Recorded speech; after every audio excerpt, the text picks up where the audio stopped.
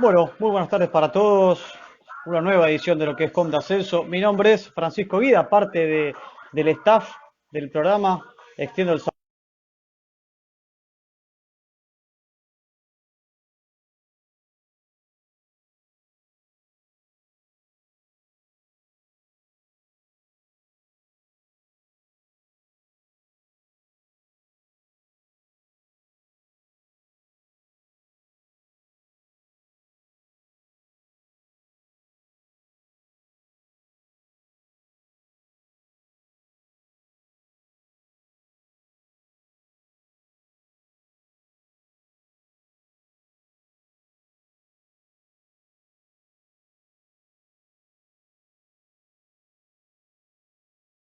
a cómo se va a diagramar el futuro orden del fútbol argentino. Recordemos que Claudio ha sido reelecto hasta el 2025 con opción a extender su mandato 4 o 5 años más, según dicte las normas de AFA. Han habido varios cambios internos, así que veremos cómo se va a ir desarrollando en las próximas noticias políticas que estén relacionadas en AFA. Veremos cómo se irá dando, pero por lo menos la última novedad que tenemos en este mismo momento es que por comité, por asamblea extraordinaria, ha sido reelecto el presidente del fútbol argentino. Todo esto vía virtual, vía las nuevas comunicaciones que hemos tenido, que hemos desarrollado a partir de esta pandemia.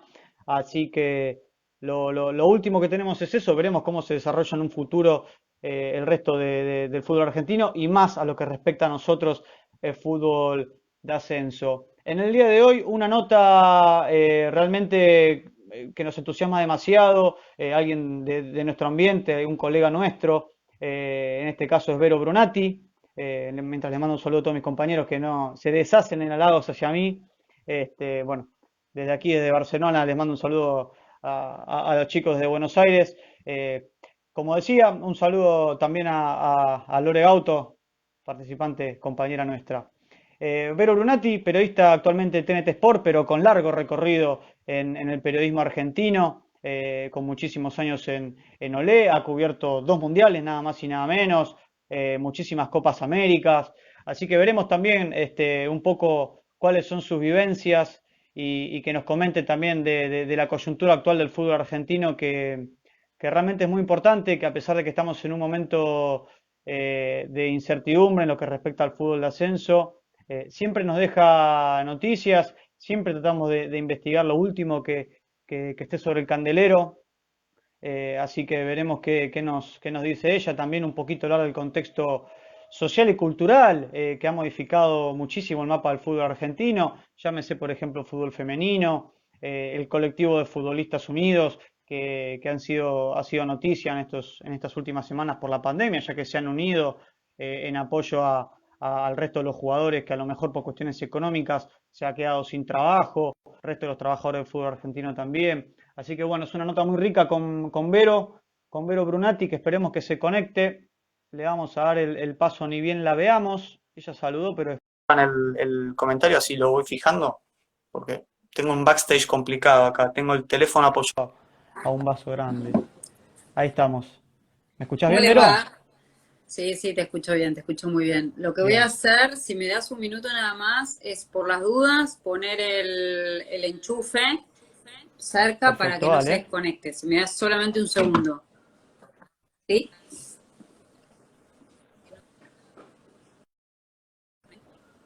Perfecto. Tómate tu tiempo.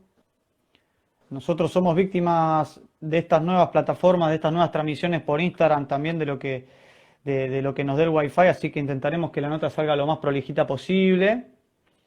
Bueno, Vamos ahí bien vemos con el Wi-Fi. estamos bien, ¿no? Vamos bien con el Wi-Fi, me parece. Ahí estoy. Bueno, Porque tengo en lo miedo que particular, siempre las en lo charlas se particular yo vengo pierden zafando y tengo bastante. miedo de que... Acá estamos. Ahí está. Bueno, ¿todo bien el tema de audio y video? ¿Todo bien, vos? Perfecto, perfecto, bien, bien. Bueno, Vero, nada, primero que todo te agradezco mucho las palabras, el tiempo que nos das, de parte también de mis compañeros, el agradecimiento. Este, bueno, un poquito, vos sos colega nuestro, también somos periodistas, en este tiempo de pandemia de 2 meses que no sabemos qué hacer, nos tratamos de rebuscar un poquito las novedades, las noticias entre nosotros y también despuntar un poco el vicio, ¿no? Me imagino que vos también con la familia ahí que tenés, tratás de hacer un poquito de todo, ¿no? Un poco de todo. Mira, yo me levanto muy temprano, arrancamos con las tareas de los nenes, todos los días tienen tareas, la cocina, la limpieza. Estaba escribiendo en el medio el artículo de Menotti, voy haciendo notas, voy produciendo notas para TNT, así que nada, es un poco un lío, pero bueno, es lo que toca. Y sí, claro, claramente. Me llamó la atención lo de Menotti. ¿Vos colaborás con él para Sport? Sí, yo edito las columnas de César para el Diario Sport desde hace 3 años. Bien, bien, bien, porque Hace él, bueno, sí, 4. Sí. recordemos que él escribe en la contratapa del diario catalán, habla muchísimo de fútbol. Te lo digo porque yo estoy actualmente viviendo acá en Barcelona, entonces toda la mañana Ah, en el café, sí, sí, en el café de la mañana, como sabrás, Barcelona, digamos, bueno, antes de todo esto, habrían muchísimos cafés, en cada esquina había un café, entonces siempre era un placer leerlo al flaco. Y bueno, nada, es un poquito el contacto que uno tiene estando tan lejos con un poquito de argentinidad también, ¿no? qué bueno. ¿Y dónde Sí, vivís sí. en Barcelona? Estoy, bueno, actualmente en la parte casi Hospitalet, ahí en el sur, digamos, vendría a ser. Sí, conozco. Así que, sí, sí, cerca de la Gran Vía, digamos, de la avenida que corta, digamos, todo lo que es Barcelona transversalmente. Así que nada, una ciudad que a mí en particular me resultó muy familiar porque es una sociedad muy futbolera. Realmente, bueno, sacando lo que es Barcelona, el español, hay muchísima gente que habla de fútbol, hay muchísima gente que habla del deporte. Recordemos que también acá se jugaron los Juegos Olímpicos en el 92, entonces como que hubo un cambio social y cultural con respecto al deporte muy bueno, que no sé si a vos te pasó, pero a mí me resultó muy familiar, no me sentí para A nada mí ajeno. Barcelona es mi segunda casa, y siempre tengo la perspectiva de en algún momento volver e instalarme en Barcelona. Imagínate que Bien, entiendo catalán, hablo un poco de catalán, estoy muy adaptada a la vida de Barcelona, de hecho tengo mis lugares, mis amigos, y es bien. como vos decís, la catalana es una sociedad muy, muy deportista también, y con la ciudad tiene ese combo, ¿no? Tiene por un lado la Sí. playa, por otro lado la montaña y mucho deporte y por supuesto el mejor equipo para mí del mundo que es el Barcelona. Sí, bueno, claramente, ¿no? Hay muchísima diferencia. Yo, si a veces comparo lo que pasa acá, que hay dos equipos grandes, ¿no? Como el Barcelona y el Español, pero como que entre ellos hay un derbi, pero hay mucha disparidad futbolística y deportiva y mucho más de lo que pasó de hace, no sé, por lo menos 15 años para acá con el Barcelona. Yo creo que un clásico comparable en Argentina sería como Boca contra Huracán. Es como que más o menos lo vivo así, porque como que todo está acaparado por el Sí, Barcelona, ¿no? sí, un San Lorenzo Vélez por ahí, podría Claro, ser bueno. también. Para darle esa envergadura. Sí, la disparidad económica es muy grande, o sea, si bien el Español es un club que realmente lo tiene todo, tiene un estadio hermoso, un estadio nuevo Sí, sí. espectacular, tiene toda una organización deportiva realmente de primer nivel, siempre esa disparidad económica entre los equipos ha marcado la hegemonía del Barcelona años, mucho más la última década con todo lo que ha logrado el Barça. Antes era más parejo. Hubo momentos de la historia en el que fue más parejo, pero sobre todo en la época en la que jugaban, bueno, de Argentina jugaba Pablo Zabaleta, jugaba Pochettino, Claro. jugaba Iván de la Peña, El pelado de la Peña, el sí, Pelado de la sí. Peña, claro. Sí, sí, En sí. esa época sí es cierto que por ahí le hace un poco más de fuerza, pero bueno, siempre está ahí el español, siempre peleándola. A mí me llama mucho la atención del español, y ya nos metemos un poco en la charla, porque yo vivo cerca del Montjuic, ¿viste? De lo que era toda la parte olímpica, vivo muy cerquita, a Tamudo, ahí pasitos. está, me quería acordar Raúl del nombre del Tamudo, jugador de Tamudo Raúl también. Tamudo. Sí, de Raúl Sí, Tamudo, sí, sí. exacto. Muchos jugadores históricos han pasado por el equipo catalán. Entonces estoy cerca del Estadio Olímpico y bueno, el otro día me lo puse a recorrer caminando, tratando de despejar un poco la cabeza. Es magnífico. Realmente toda esa parte de Barcelona de que se construyó por los Juegos Olímpicos es realmente magnífico. Y uno como que le toma un poquito de cariño al Español, lamentablemente último en la Liga de España, casi a punto de descender, así que bueno, esperemos que nada, se solucione. Se salve. Veremos aquí cómo se desarrolla el fútbol. Todavía no tenemos novedades en España, pero sí hay en Alemania. Volvió el fútbol después de tanto tiempo en una sociedad, en un país con infraestructura grande, pero algo totalmente diferente, ¿no? A lo que estamos acostumbrados a ver. Quizás el fútbol del futuro, no hay contacto, no hay grito de gol, no hay abrazo, no hay gente. ¿Te llamó la atención? ¿Te sigue gustando el fútbol, digamos, el fútbol que vimos el fin de semana pasado por televisión? ¿Es atrayente? No, no, básicamente no, porque uno sabe que hay algo que falta, que es justamente la afición, falta el hincha de fútbol en la calle, en la cancha, y eso hace que el ritual del fútbol y que la relación primitiva que constituye al fútbol como espectáculo no se manifieste. Sin los espectadores en la cancha no hay fútbol, eso es un entrenamiento realmente, más allá de que la Bundesliga Ujú. está definiendo, faltan ahora 8 fechas para que termine el campeonato. Esto es una resolución de urgencia por por lo que toca vivir con la pandemia del coronavirus. Yo quiero creer que esto no va a ser siempre así, que esto es una solución transitoria y que en la medida en que se encuentre la vacuna contra el coronavirus y estén dadas las condiciones para que la gente vuelva a la cancha, realmente esto se produzca. No quiero pensar que este es el fútbol del futuro. Eh, porque no, porque el fútbol que conocimos es otro y esto es de Sí. alguna manera otro deporte. Yo cuando vi a Alan que marcaba su primer gol y que estaba a 4 metros de su compañero para celebrarlo, y tragué Faltaba saliva algo. y te diría que me dolió porque uno está, más allá de que en casa lo grité el gol porque tenía la necesidad de ver fútbol y de gritar goles, llevó mucho tiempo sin ir a la cancha, mucho tiempo Mirá sin vos. contacto con entrenamiento. Hacete la idea de que yo durante la semana voy por lo menos a 2 entrenamientos o 3 a veces, entonces para mí estar lejos me empieza a pasar como a los futbolistas, ¿no? El estar lejos del césped, estar lejos del Claro. evento deportivo. A esta altura ya debería estar preparando la Copa América. Me resulta rarísimo. O sea, yo vivo, digamos, mi vida transcurre entre las competiciones de fútbol. Claro. Lo anormal también para mí es estar tanto tiempo en casa, tan ocupada de las tareas domésticas. Entonces, la verdad que quiero creer que no, que este no va a ser el fútbol del futuro y que esto es una situación, esta es una solución que han encontrado para poder terminar con las ligas y darle tiempo también a la ciencia para que cuando vuelvan a reiniciarse las ligas, a lo mejor estemos hablando de otras condiciones de mayor normalidad, pero sin la fiesta de la gente en la cancha, sin los cánticos, sin la gente viviéndolo, sin el murmullos, no es fútbol, es otra cosa. No es lo mismo. Bueno, sí, las sensaciones son bastante parecidas de mi parte. Incluso creo que me vi solamente el del Borussia Dortmund porque de la manija que tenía de ver tanto fútbol. Después como que los otros partidos, viste, y eso que yo somos todos enfermos del fútbol, pero Sí, sí. como que le falta algo. Y me cuesta, digamos, pensarlo cómo se trasladaría a nuestro país. Digamos, se hablan tantas cosas, hay tantas novedades, hay mucho rumor de pasillo.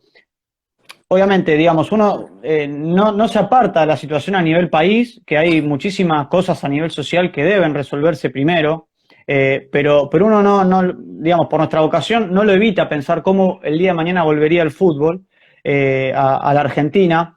Mm. Pareciera ser que lo más sensato sería que se empiece en enero con público, pero que mientras tanto se juegue en los meses que quedan sin público. ¿Crees que va a ser así?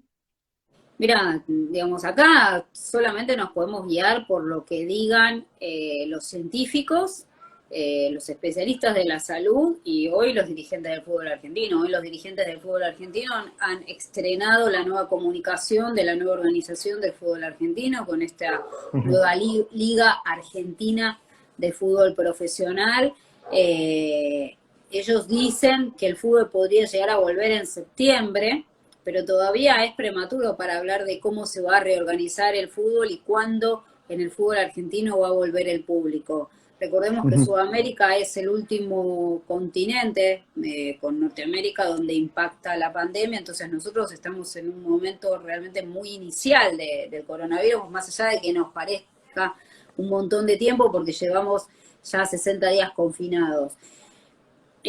Yo creo que mientras la ciencia no permita que se den las circunstancias para que la gente se reúna en cualquier lugar, no solamente en una cancha de fútbol, me parece que Claro, nos vamos a tener que acostumbrar a que el fútbol se juegue sin público por un tiempo. sí. ¿Crees digamos, debería resolverse, digamos, para el mes de septiembre? Porque recordemos que en lo que respecta a nuestro campo, que es el fútbol de ascenso, la decisión de que vuelva el fútbol o no responde directamente a una cuestión económica. Hay clubes que Totalmente. no, que no pueden No pueden sostener tantos afrontar. planteles. Sí, sí, sí, sí. Exactamente. Eh, Yo creo que va a tener que suceder un poco como Europa. Van a tener que, digamos, acá, digamos, una de las cuestiones importantes era que no se podían hacer testeos masivos en la Argentina. ujú, Entonces, era muy difícil pensar en cómo testeás a todos los planteles del fútbol argentino para volver a la actividad. Entonces, hasta que no hubiera esa cantidad de test, no podían volver ni siquiera a los entrenamientos los equipos de fútbol argentino. Bueno, ahora parece que empezaron a fabricar en la Argentina unos kits de testeo, entonces sí, eso a lo mejor hace que los tiempos que estaban previstos del fútbol se adelanten, pero todavía esos kits no tienen una respuesta inmediata, que es lo que sí tienen los kits que se están utilizando en otras partes del mundo, y bueno, depende un poco también de eso. Pensá que todos los planteles del fútbol de Europa y de las grandes ligas, lo que hicieron primero fue testear a los jugadores antes de comenzar con los entrenamientos. Entonces yo exactamente. creo que cuando Argentina esté en posibilidades de darle una cantidad específica de test a los planteles de fútbol para poder empezar a entrenar, creo que ahí va a ser un poco el comienzo de la actividad. Pero como bien lo decís, la cuestión económica es fundamental.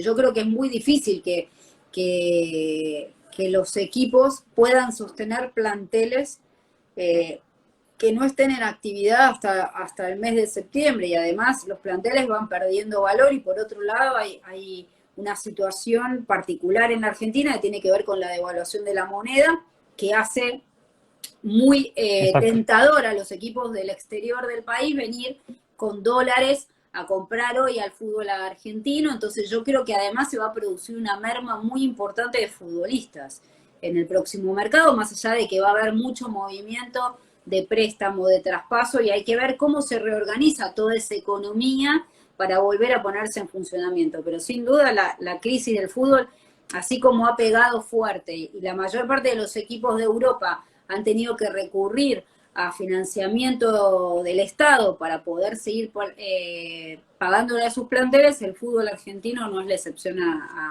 al drama económico que está Sí. sucediendo en el mundo. Está bueno hacer una separación en lo que respecta al fútbol argentino entre lo que es primera división, que ya más o menos, a ver, hoy ya tuvimos una novedad que Claudio Tapia va a continuar hasta el 2025 como presidente de AFA con opción a ser elegido un tiempo más. No va a haber descensos hasta el 2022 en primera división. Digamos, ya estructuralmente hay una decisión tomada con los equipos de primera, pero porque tienen un bagaje económico un poquito más armado. Sí, de todas maneras Quizás, son cuestiones a discutir también. sí, Eh, digamos, este fútbol argentino es el fútbol argentino que paga salarios que en realidad sí, desde la ya. gente de fútbol argentino no tiene los ingresos para generar estos salarios que están pagando los dolarizados. Nadie puede, digamos, la situación de lo que está sucediendo hoy en Independiente, en Huracán, es realmente Sí. preocupante.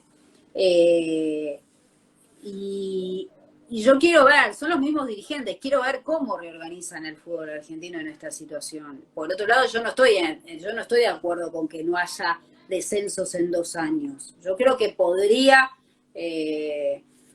a mí no me parece que esa sea una situación que beneficie al fútbol argentino, de ninguna manera. Me parece que lo que vos estás haciendo es emparejando para abajo, y lo que haces es restarle competitividad al fútbol argentino. Sí, Y por otro lado, otra cosa de las que se estuvo hablando en este tiempo es que los planteles jueguen con juveniles, ¿no? De ninguna manera, el juvenil no puede pagar el plato roto de la mala gestión económica de un dirigente. El juvenil tiene que hacer su Claro. proceso de desarrollo natural.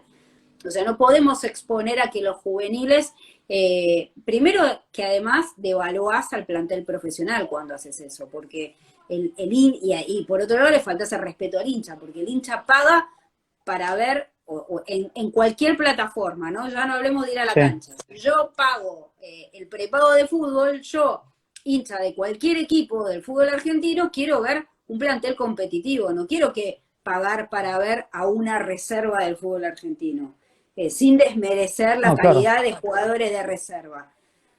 A mí me parece que todas estas Sí, cosas que se están hablando son en perjuicio del fútbol argentino.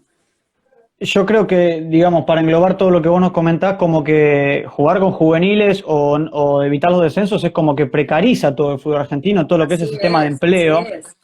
Sí, sí, sí, y totalmente. realmente, sí, Lo que estás sí, haciendo no sí, es mejorándolo, lo que estás haciendo es nivelando para abajo. Y es una situación que además no fue conversada con los propios protagonistas. O sea, a mí una de las cosas que no me gusta de lo que está sucediendo en el fútbol argentino es que el futbolista no tiene ni voz ni participación en esta situación. Y ujú. cuando vos hablas incluso con los capitanes de los grandes equipos del fútbol argentino, tampoco están de acuerdo con esta situación de que los equipos de que no se compita por los ascensos o los descensos durante 2 años. Y otra vez volver a una competencia de 30 equipos. También, eso me parece una Sí. locura. Como que se vuelve atrás, ¿no? Con respecto a ese Por- monstruo que se dio 2015, que Porque todavía lo en estamos realidad pagando los hay platos rotos con equipos, eso. claro, porque en realidad vos estás beneficiando dándole la oportunidad de estar en primera división a equipos que no tienen estructura para estar en primera división.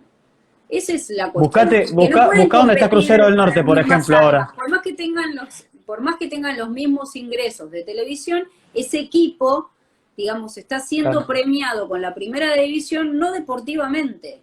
O sea, no porque claro. hizo bien las cosas en su administración, en su gestión deportiva, en su proyecto, que le permita dar el salto para competir en primera división, sino por una conveniencia de los dirigentes del fútbol argentino que habrá que ver y analizar en cada caso si no tuvo que ver con el respaldo que le dieron a la actual conducción. Ante esto que decís, y en base a algunas notas que fuimos haciendo, hay una conclusión muy básica que desnudó toda esta situación de la pandemia. Parecía ser que los jugadores e incluso los técnicos están desamparados en lo que respecta a un gremio, ¿no? Tanto sea por una cuestión económica como por una cuestión de su propio trabajo. Hay gente que defiende a Marchi, hay jugadores que despotrican contra él, entonces tampoco se entiende ahí como muchas fracturas dentro de lo que es el gremio. Sí, yo creo que el fútbol, los futbolistas no están organizados y los futbolistas no están representados bien. Y también Sí. esto no tiene que ver solamente con futbolistas agremiados, sino que los mismos futbolistas no han podido entre ellos organizarse para poder, ellos son realmente los protagonistas de este deporte. Ellos deberían implicarse mucho más en defender sus derechos. Si hoy Ujú. futbolistas agremiados el respaldo y no tiene la voz y no tiene el peso que debería tener, es porque tampoco los futbolistas se han implicado en defender sus derechos. Bien, bien. Es una buena conclusión esa y que un poco explica la situación interna, ¿no? Que hay en un gremio, digamos, súper grande. Hay muchísimos jugadores profesionales en el fútbol argentino, muchísimos jugadores también amateurs que la componen. Y un poco lo que vos comentás, que quizás por falta de interés de ellos también, ahora se encuentran casi desamparados en una situación de que no saben para dónde arrancar ni tampoco tienen un organismo que los apoye. Te quiero preguntar, en base a esto último de lo que te decía de la renovación del estatuto de AFA, que lo va a mantener a Claudio Tapia por 5 años más, hasta el 2025. El análisis que vos hacés de la gestión de él, ¿no? Porque hubo muchísimos cambios socioculturales de por medio, fútbol argentino también con todo lo que pasa con Superliga, ex Superliga, ¿no? Que en paz descanse, ya no está. Recordemos que ahora se inició la Liga de Fútbol Profesional. ¿Cómo andaba Portinelli? Selección argentina. Hay como para hacer un análisis bastante cerrado de lo de Tapia Y bueno, me gustaría saber cuál es tu opinión, así lo más breve o concreta posible de todo lo que viste. A ver, a ver, hay una realidad que es, durante muchos años el fútbol argentino estuvo liderado por Julio Grondona, que tenía un peso muy grande en FIFA y en la organización de Conmebol. Sí. Después de la muerte de Julio Grondona no hubo un liderazgo fuerte, lo cual derivó en una pelea de poder, en una lucha de poder dentro de la AFA, con una de las crisis más importantes de las que ha tenido en su organización el fútbol argentino en su historia. Del 38-38, la organización que tiene el fútbol argentino, por supuesto, ha habido avances. Hay una organización, se han podido vender, sí, con previa intervención de la FIFA, ¿no? Porque recordemos que también hubo un interaño para la reorganización del fútbol argentino que derivó en la elección de como presidente de la AFA y la firma de estatuto. Para mí hay cosas a favor y hay cosas en contra. O sea, para mí no es positivo que no haya un recambio generacional dentro de la organización de la AFA. Para mí el problema sigue siendo de base el mismo. Dirigentes que Ujú. en muchos casos no están preparados para conducir económicamente y organizativamente los clubes del fútbol argentino. La mayor parte de los clubes del fútbol argentino son deficitarios. Eh, el fútbol argentino no tiene proyectos integrales. Uno debería partir de la base de que el fútbol argentino es un fútbol de exportación de talentos. Entonces, si vos tenés que exportar talento, vos tenés que cuidar ese talento y lo tenés que formar. Bueno, el fútbol argentino sigue creyendo que los futbolistas salen de abajo de las piedras y eso hace que la materia prima del fútbol argentino hoy sea peor que hace 10 años. La organización del fútbol argentino tiene muchos altibajos, o sea, se cambian a veces los horarios de partido, todavía tenemos el problema de que los visitantes no pueden ir a la cancha, que no están dadas las condiciones de seguridad. Entonces todo eso es un retroceso que se tiene que reorganizar. Respecto a las selecciones argentinas, yo creo que hay algo positivo, es que por lo menos hay un proyecto de selecciones argentinas. Ahora, yo no sé si hay una evaluación real de si ese proyecto es bueno o es malo, cuál es el resultado de ese proyecto. Si vos me preguntás a mí, yo te diría que utilizaron una opción barata. Digamos, no fueron a buscar a la gente más capacitada, sino que buscaron gente con sentido de pertenencia. Ahora, Ujú. digamos, uno no puede hacer una evaluación solamente deportiva de lo que está sucediendo con las selecciones argentinas. Uno tiene que hacer una evaluación integral. Entonces yo no puedo dejar de ver que en realidad el proyecto de selecciones argentinas es un proyecto barato porque en realidad no se buscó a la gente más capacitada, sino que se buscó a gente sin experiencia, independientemente de cuál sea el resultado. Digamos, la Bien. selección argentina tiene que ser un lugar de prestigio, de privilegio, al cual un entrenador tiene que llegar a la selección argentina no porque, porque vistió la camiseta de la selección argentina, sino por su preparación, por su capacidad. Y yo creo que hoy, digamos, hay déficits muy grandes en el fútbol argentino que tienen que ver con la formación, que tienen que ver con las escuelas de entrenadores, que tienen que ver con la organización económica del fútbol argentino, que tienen que ver con el producto fútbol argentino. Hoy es muy difícil de exportar el producto fútbol argentino porque vos no sabés a qué hora juegan, se cambian los partidos a cualquier hora, en qué estadio, en qué condiciones de los estadios, las condiciones de los estadios, porque esa es otra. Sí, Cuando el fútbol sí, sí, argentino se sí, sí. jugaban 30 equipos, acá se murió, digamos, acá se ha muerto un jugador por golpearse la cabeza contra una pared, porque no se habían puesto Emanuel las Ortega. colchonetas. Entonces, yo siento que el fútbol argentino está siempre atado con alambre. Esa es la sensación que tengo. Y que como el talento y como la pasión es tan grande en el fútbol argentino, el negocio sigue funcionando y sigue rodando. Pero no nos damos cuenta, no nos detenemos a pensar cómo podemos hacer que este fútbol sea mejor. Entonces, cuando yo repaso hoy quiénes son los integrantes de la comisión, de la nueva comisión del fútbol argentino, son los mismos. Entonces yo no tengo por qué pensar que la situación general del fútbol argentino va a cambiar. Ujú. ¿Vos me escuchás bien ahí? Te escucho. Sí. Sí, vale, porque acá un poco de delay me llega con, digamos, tu video, después, viste, hablas un poco lento y después me habla todo rápido. Estoy tratando ahí de seguir el hilo conducto, pero si vos me escuchás bien, me escuchás las preguntas, perfecto, porque después cuando se Perfecto. quede grabado, va bien. Te decía que te veo una postura ciertamente crítica a la organización de fútbol argentino, a lo que sucede ahora, ¿no? Recordemos que venimos de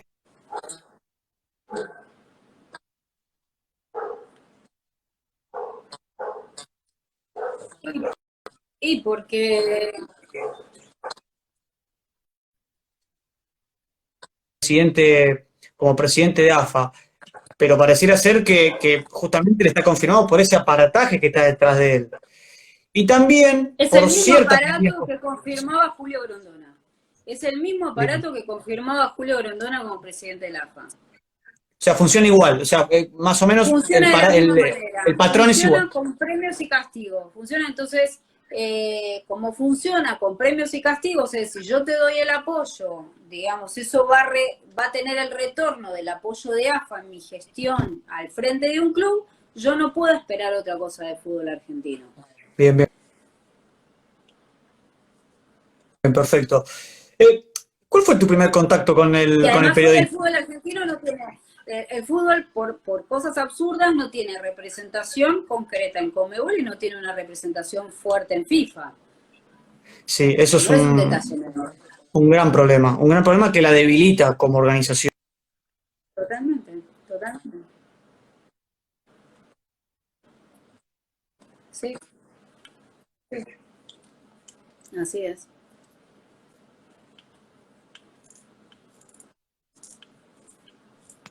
¿Ahí me ves? ¿Vos me ves siempre? Te veo. Yo te veo siempre, hay un momento que se congela, pero siempre te veo y siempre te escucho.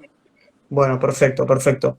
Bueno, cerrando un poquito el concepto, que sí, que a la falta de representación en Conmebol y en FIFA que no tiene el fútbol argentino quizá la debilita un poco, y un poco explica, ¿no? Todas estas cuestiones que se terminaron reflejando en lo deportivo de lo que le pasó a la selección. No sé si coincidí, no sé, me acuerdo de la Copa América con Messi, la suspensión, la Sí. calentura de todo el plantel Es argentino. que, sí, lo que pasa es que yo creo que, digamos, no se puede evaluar gestiones digamos, solamente por la competencia, por el resultado de competencia, digamos. Si yo Ujú. miro a favor, digamos, del fútbol, de lo que tiene que ver con selección argentina, yo te podría decir, bueno, hay una renovación, hay un proyecto, hay un trabajo, y ese trabajo hay que verlo continuar en el tiempo. Ahora, el trabajo de seleccionador es un trabajo de muy corto tiempo, porque vos no tenés tiempo para entrenar a esos jugadores, no vas a poder mejorarlo. Vos lo que estás haciendo es administrar el talento y el talento se está formando en otro lado. En la mayoría de los casos se está formando en Europa. Lo que pasa es que el fútbol Ujú. argentino no puede rezarle al Agüero de turno, al Messi de turno, al Lautaro de turno. Yo siento que el fútbol argentino no supo aprovechar el momento de Messi en la selección argentina.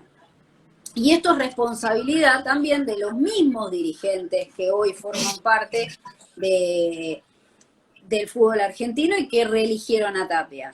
Recordemos Ujú. también que estos mismos dirigentes estuvieron en contra, por ejemplo, de ceder jugadores cuando el Tata Martino tenía que ir a competir con las selecciones argentinas a los Juegos Olímpicos, que A lo los pozos, aprovechó que muy bien termina Brasil esa renunciando. oportunidad, que termina renunciando. Entonces, ¿cómo voy a confiar en estos dirigentes y en este proyecto de selecciones argentinas con estos antecedentes? Ahora, la selección argentina le puede ir bien, mal, regular en la próxima Copa América y en el próximo Mundial, pero el éxito deportivo en sí tiene que ser consecuencia de un proyecto, ¿sí? Exacto, Y exacto. este proyecto nace mal parido, digamos, y ojalá que gane un montón de cosas Scaloni y ojalá hagan un gran trabajo, y me consta que están haciendo un gran trabajo Pablo Aymar, que están haciendo un gran trabajo Diego Placente. Ahora yo, por ejemplo, te preguntaría, las selecciones argentinas están escauteando, están preparando jugadores en el interior del país, y te diría que no,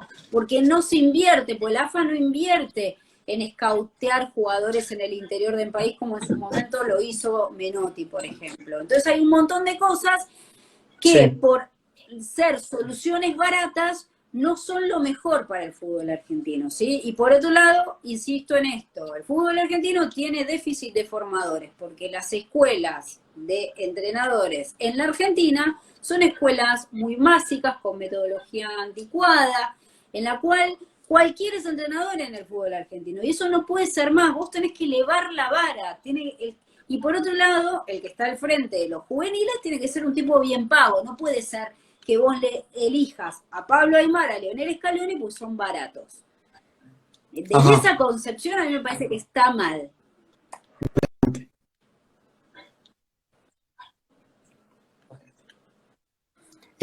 Sí, acá, digamos, Pero da bueno, la sensación eso de se puede que, arreglar. de lo que vos comentabas, ¿no? Que hay un problema de infraestructura muy grande, que si bien hay muchísimo material No, humano, la AFA tiene, para, en selecciones, la AFA tiene un predio que es modelo en el mundo. O sea, un predio que hizo construir Julio Grondona que es modelo en el mundo.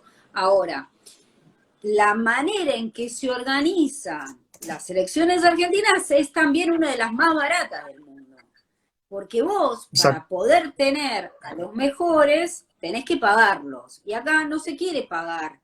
Acá se quiere solucionar una situación de contexto y bueno, y veremos. De todas maneras, insisto, para mí el problema más grande del fútbol argentino no son las selecciones argentinas, sino los déficits de formación y de gente que no está preparada al frente de los clubes para gestionar el fútbol.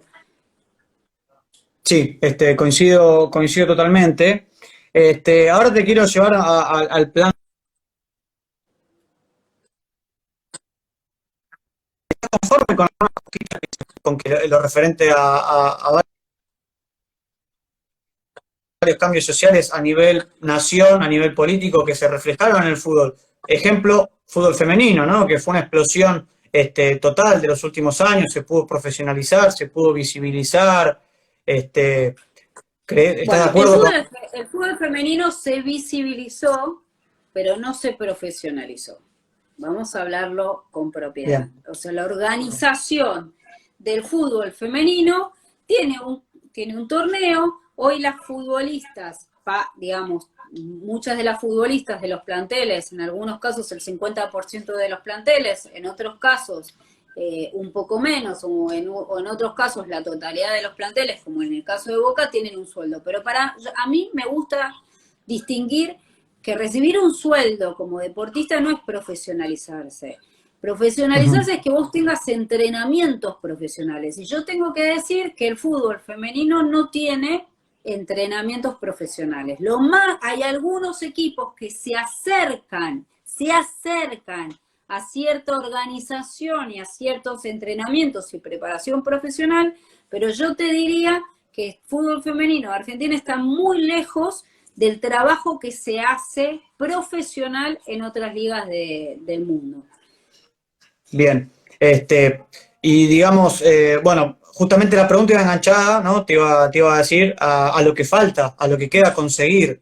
Este, Mucho. ¿Crees que, digamos, viene por ese lado, ¿no? Que las jugadoras que se dedican a jugar al fútbol sean 100% profesionales en ese aspecto, que tengan entrenamientos funcionales.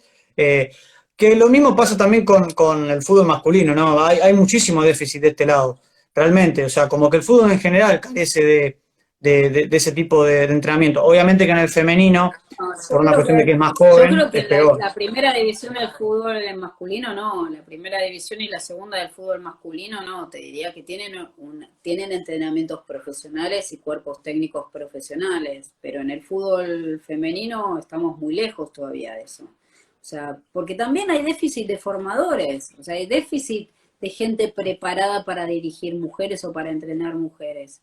Eh, lo que sucedió fue que la FIFA exige a todas las federaciones la creación del fútbol femenino o el desarrollo de la actividad del fútbol femenino, porque el FIFA entiende que el progreso del deporte, del fútbol en sí, viene de la mano de el fútbol femenino, el fútbol playa, el fútbol indoor, que acá, bueno, el fútbol sala.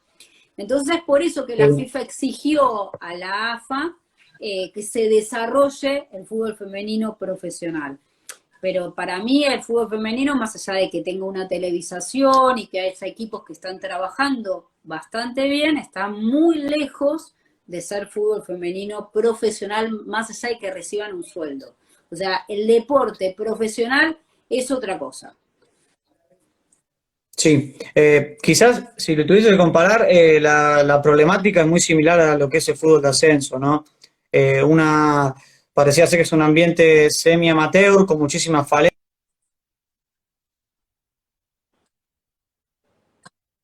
Sí, el semi-amateur. Semi-amateur. de dinero. Entonces, la primera comparativa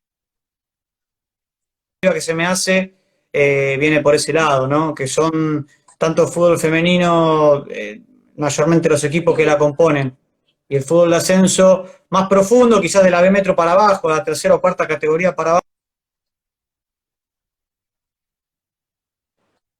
Mm. Sí, sí, sí, tal cual. Sí. Hay una ¿Me escuchaste cuestión que bien? es antipopular, lo que voy a decir, o sea, y yo no estoy en contra del fútbol femenino, al contrario, o sea, a mí me encanta que las mujeres jueguen al fútbol, o sea, yo jugué al fútbol, mi hija jugaba al fútbol, o sea, pero el fútbol profesional es otra cosa.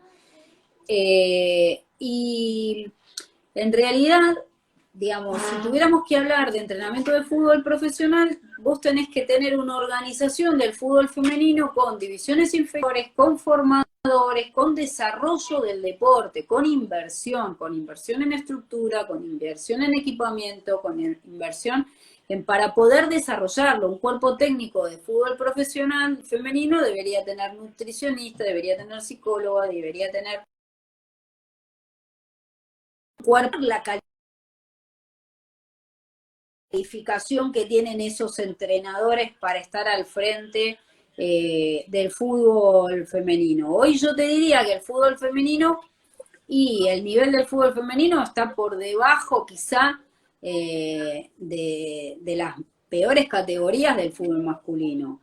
Pero a mí no me gusta comparar el fútbol femenino y masculino porque son cosas diferentes. Y por otro lado hay una cuestión de gusto. O sea, vos no le podés imponer a la gente que de un día para otro le guste el fútbol femenino. El desarrollo o el Y crecimiento de claro, un deporte va atado por el gusto por ese deporte. Y para vos seducir a la gente le tenés que dar buenas performances de deportistas. Y hoy la realidad es que hay, salvo contadas excepciones de equipos que juegan bien, pero están muy lejos del nivel que puede tener un equipo de fútbol masculino. Porque hay una cuestión también cultural que tiene que ver con que en la Argentina durante mucho tiempo era un prejuicio que la mujer jugara al fútbol. En la Argentina y en el mundo, digamos.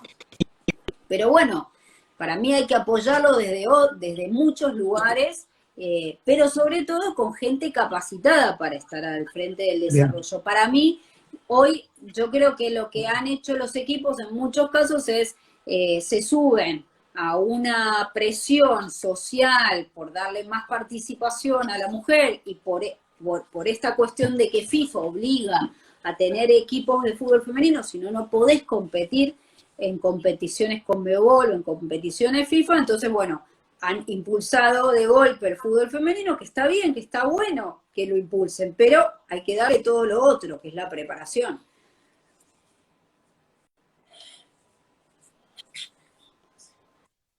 Ahí me parece que Wi-Fi acá en Barcelona está andando para atrás. ¿Sabes lo que vamos a hacer? Voy a finalizar Mm.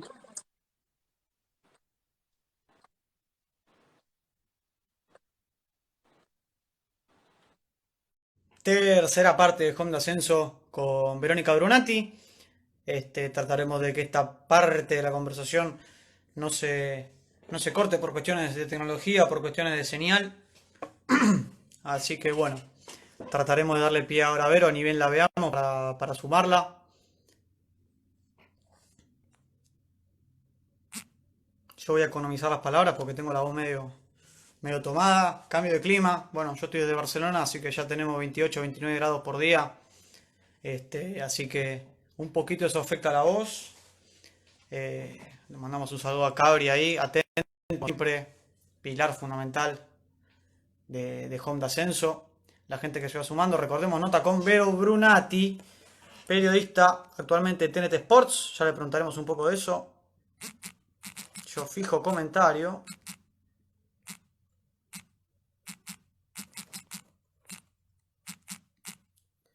Fijo comentario.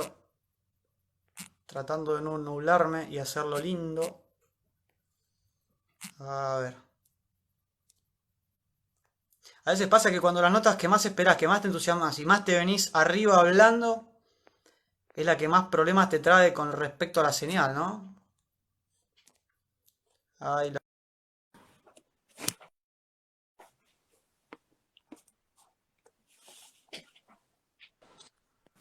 Bueno, aquí estamos.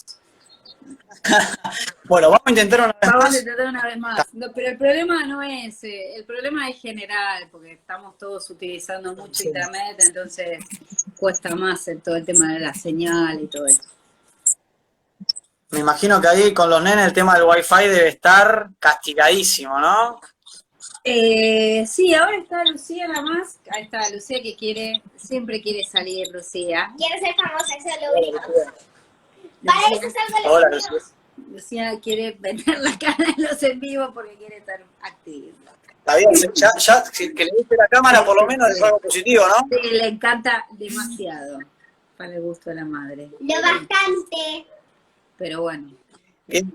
¿Y qué le gustaría hacer el día de mañana? ¿Le gustaría hacer más, seguir un poco la vocación de los padres? No, actriz quiere ser Lucía. Ni un poquito. Quiere ser actriz, Lucía. Aunque por ahora también soy periodista. Soy Sam Jiménez de Alcachofas. Este es Alcachofas. Esa es Lucía. También soy entre periodista, pero no deportiva.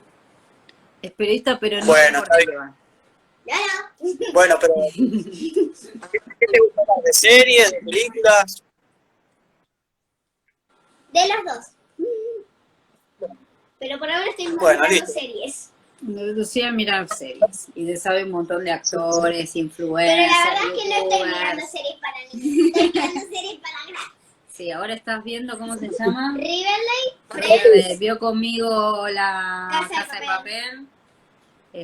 Papel. Bien, Bueno, bien. nada. Bueno, un poquito.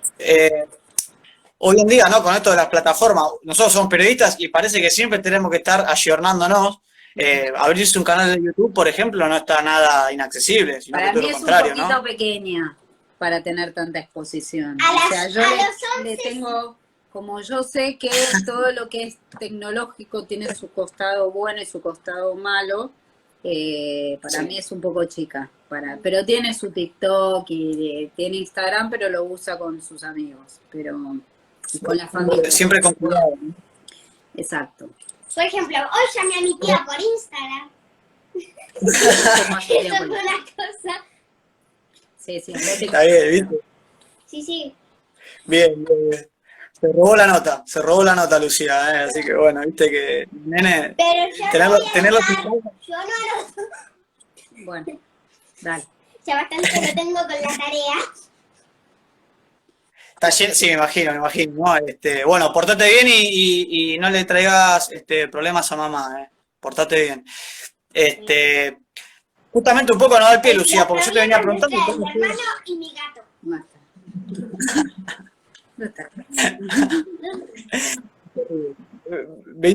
No me río más porque estoy en cámara, si no me estaría explotando de risa. Basta, Lucía. Te Sí. está robando el protagonismo. Le está robando protagonismo, le está robando protagonismo a mamá, que justamente te quería preguntar cómo fue tu contacto con el periodismo. Me dijiste que hacías mucho deporte en ferro, que un poquito ese fue tu primer contacto, Sí, en realidad, pero después en los medios de comunicación, mi ¿cómo abuelo te era fue dando? fanático del fútbol. Claro, mi abuelo y mi tío estaban muy implicados con la dirigencia de Ferro. Mi tío fue en algún momento manager del básquet de Ferro en la época de Leona Knudel, con lo cual yo me pasé viendo básquet en Ferro y viendo mucho fútbol. Mi abuelo era muy fanático del fútbol, era fanático de Maradona, entonces yo me la pasé viendo fútbol a veces a Ferro, Junior de local en Ferro también. Incluso con mi abuelo hemos ido a otras canchas. Entonces yo jugaba al handball, practiqué vóley también. Y entonces para mí, yo iba los 7 días de la semana, iba a Ferro, no había un día que no fuera. Y yo me creía en Ferro deportivamente, porque en esa época todos los que practicábamos deportes éramos como una gran comunidad. Vos tenías relación con todos los deportistas, con Hugo Conte, con la primera, y éramos como, si te dijera, una gran familia. Entonces yo crecí en ese ambiente, crecí leyendo la revista Solo Fútbol, crecí leyendo la revista El Gráfico, y mi abuelo me lo empezó a contagiar esto del periodismo. Al principio yo no pensaba tanto en el periodismo deportivo en sí, sino que me gustaba mucho el periodismo en general y me gustaba mucho escribir. Leía mucho de historia, leía mucho de política. De hecho, yo en realidad hago ciencias de la comunicación porque le veía como más salida laboral que sociología, pero a mí me hubiese gustado estudiar sociología. Y bueno, la realidad es que siempre me empecé a vincular con el fútbol. Un día, estando en la cancha con mi abuelo, tenía 18 años, me ve un representante de jugadores de fútbol, me ve que yo anotaba todo, porque yo me anotaba todo, yo me hacía planillas y hacía seguimientos de jugadores, o sea, y el tipo me pregunta, bueno, ¿quién me gustaba? Entonces yo le dije tal jugador y daba la casualidad la Chancha Moreno en ese momento, que jugaba en Argentino Juniors, venía de Chacarita. Y nos pusimos a hablar y al tipo le llamó la atención que yo estuviese tan informada de los jugadores. Y él tenía varios representados en Argentino Juniors en ese momento, entonces me preguntó qué hacía, le dije que estaba estudiando y entonces él me terminó ofreciendo contratarme para que yo le haga los currículums de los jugadores. Era como una especie de secretaria que le hacía la parte tecnológica que él no manejaba del tema de los jugadores. Y después me pasa que llego a España, me voy a España a un viaje para homologar estudios. Yo me quería ir a estudiar a la Universidad de Salamanca y en el viaje me llevo varios videos de jugadores de fútbol. Entonces él me pone en contacto con un representante español y voy a una reunión que estaban teniendo en ese momento con el presidente del Real Madrid, y estaban cerrando el fichaje de Albano Bizarri al Real Madrid, y yo caigo ahí con 20 años. 96, por ahí. Claro, ¿no? Y yo caigo ahí con 20 años, creo que fue 98, me parece que fue. Y creo, sí, por ahí, ya no me acuerdo, pero fue 20 años antes. Y bueno, les estaba en la reunión, entonces estaban otros agentes argentinos, entonces tuve que explicar quién era cada jugador, y no me olvido más. Estaba Rolfi Montenegro, Sixto Peralta, estaba Walter Samuel, Andrés de Alessandro, y me falta uno más que no me acuerdo ahora. Lucho González. Yo llevaba videos de esos jugadores. Todos jugaban, la mayoría eran todavía juveniles. Y claro, ese representante español me dice, bueno, le dejo los videos y qué sé yo, me pregunta si quiero ir a la cancha del Atlético de Madrid. Al día siguiente, imagínate, para mí era un sueño. Jugaba Atlético de Madrid con el Atlético de Bilbao. Y bueno, ese fue mi primer partido en España, y cuando volví a Argentina, ese representante español me vinculó con los representantes que estaban en ese momento en la reunión y me preguntó si yo quería ser secretaria bilingüe, que estaba haciendo. Yo vendía ropa en ese momento y hacía algunas cosas de periodismo, estaba haciendo algunas notas para una radio de Mendoza. Entré a trabajar en la agencia de representación y empecé TEA en simultáneo, porque ahí me pude pagar. Yo siempre trabajé, entonces no, digamos. Y cuando terminé la carrera de periodista, decidí dejar la agencia y me largué. Y lo que empecé a hacer fue, no había lugar para las mujeres, había muy pocas mujeres trabajando y era imposible. Y las becas que daba Deportea en ese momento, generalmente se las llevaban los varones y eran muy pocas. Entonces yo empecé trabajando para medios del interior del país, vendiéndoles coberturas o vendiéndoles entrevistas de deportistas acá en Buenos Aires. Deportistas, podía ser que un día entrevistara, no sé, del Mago Capri, del Mago Coria hasta Guillermo Vilas, qué sé yo, un espectro muy amplio. Hacía de todo, pero para medios del interior. Y en simultáneo me había llevado de la agencia todas las revistas, a mí me encantaba leer las revistas extranjeras y empecé a mandar sumarios de notas a revistas extranjeras. Y algunas me fueron comprando notas y fui mandando, y al principio me mandaban la plata por Western Union. Hasta que un día llega el diario Marca, viene un corresponsal del diario Marca, y yo trabajaba en algunas notas, las hacía con un fotógrafo que se llamaba Gustavo Ortiz, que se llama Gustavo Ortiz, que es un gran amigo mío, y yo le pedí a Gustavo que me permitiera que yo le produjera las notas a ese periodista. Yo le produjo una semana de notas, entre ellas al Kun Agüero. Yo hacía a la noche un programa de radio de Independiente, entonces cubría Independiente, y ese periodista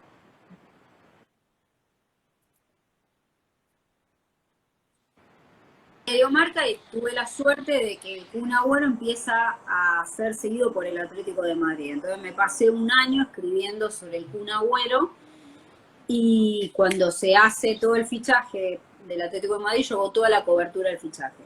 Y ahí quedé en Marca, y bueno, empecé a trabajar para Marca, pero en simultáneo, para que te des una idea, trabajé para China, para Guatemala, para Inglaterra, escribí para Francia, escribí para Italia.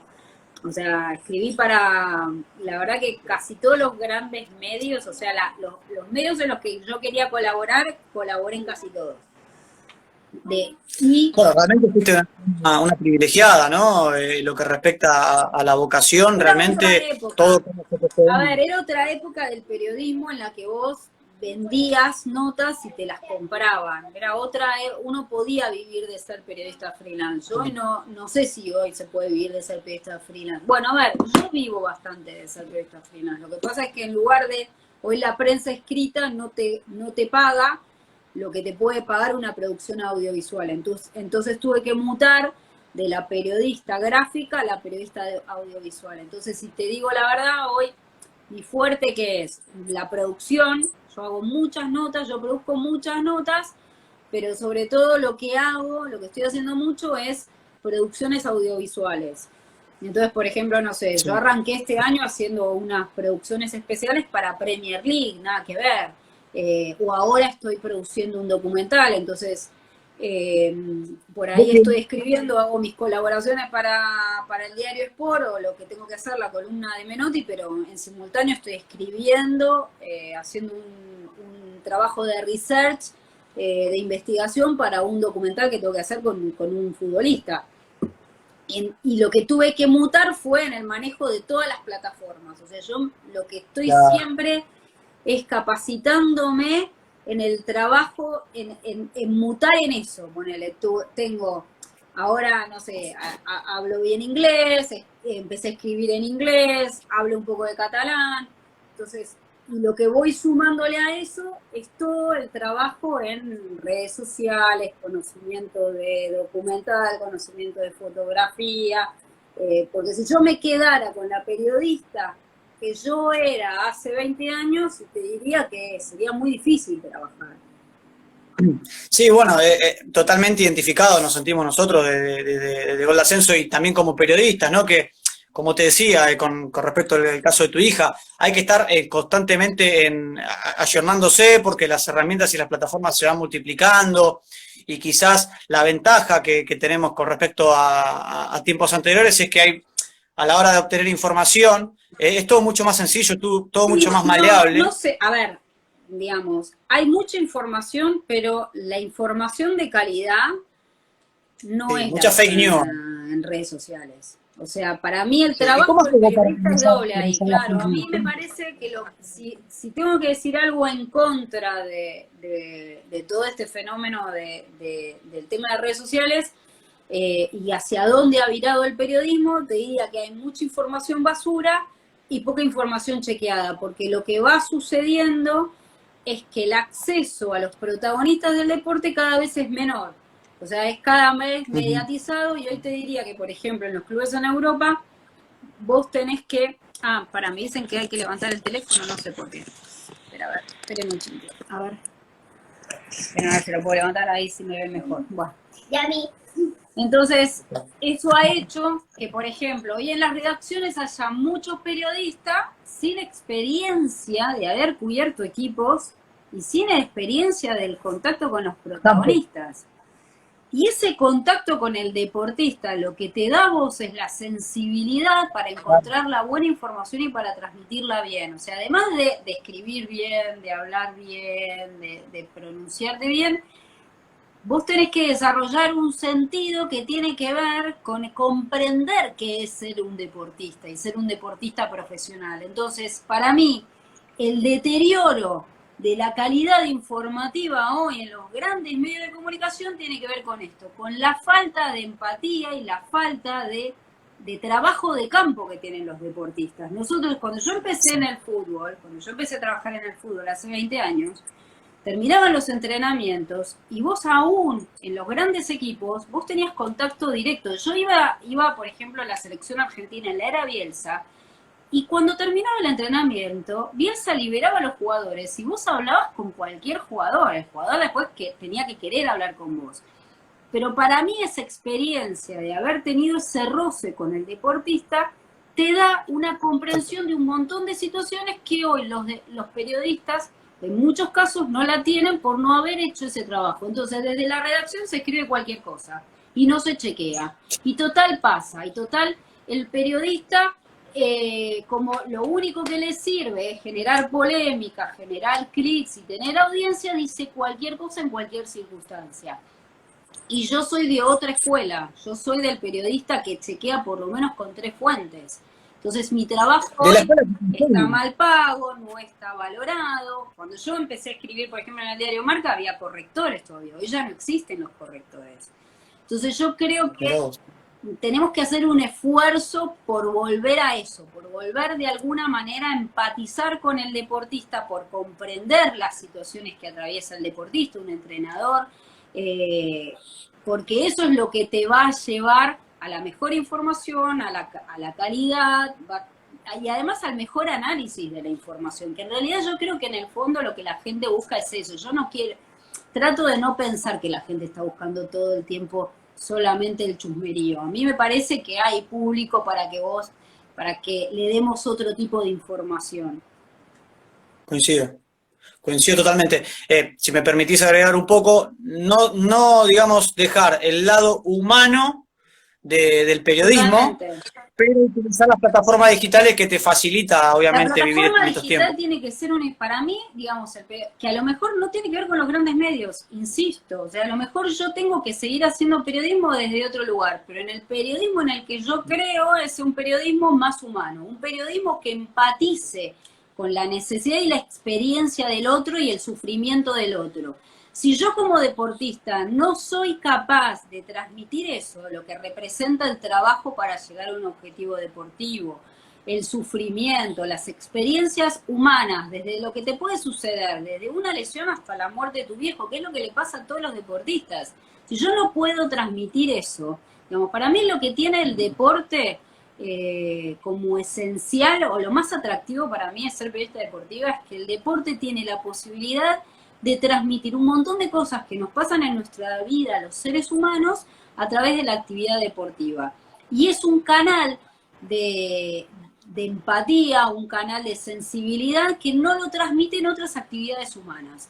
O sea, no todos empatizamos de alguna manera, o todos tenemos como referentes algunos deportistas porque nos inspiran, o porque los odiamos. Pero en el deporte está de alguna manera condensado la experiencia humana, la experiencia de éxito y la experiencia de fracaso. ¿Y qué es cómo los seres humanos afrontamos el éxito y el fracaso, formar una familia, fracasar en la formación de una familia, lo que te pasa con las lecciones, lo que te pasa con la elección de una sexualidad? Todo eso hoy está en el deporte. Entonces, te da la posibilidad el deporte de repensarnos a nosotros como seres humanos. Y yo estoy convencida de que el periodismo deportivo tiene que volver a eso, tiene que volver a ser más humano. Ahora, claro, si tenemos periodistas que no han pasado nunca por la experiencia de seguir un equipo, de ver entrenamientos, no hablan con fisioterapeutas, no hablan con traumatólogos, no hablan con entrenadores, no hablan con los deportistas y sacan conclusiones y las publican en las redes sociales, bueno, ahí está lo que tenemos. ¿Sabés lo que pasa?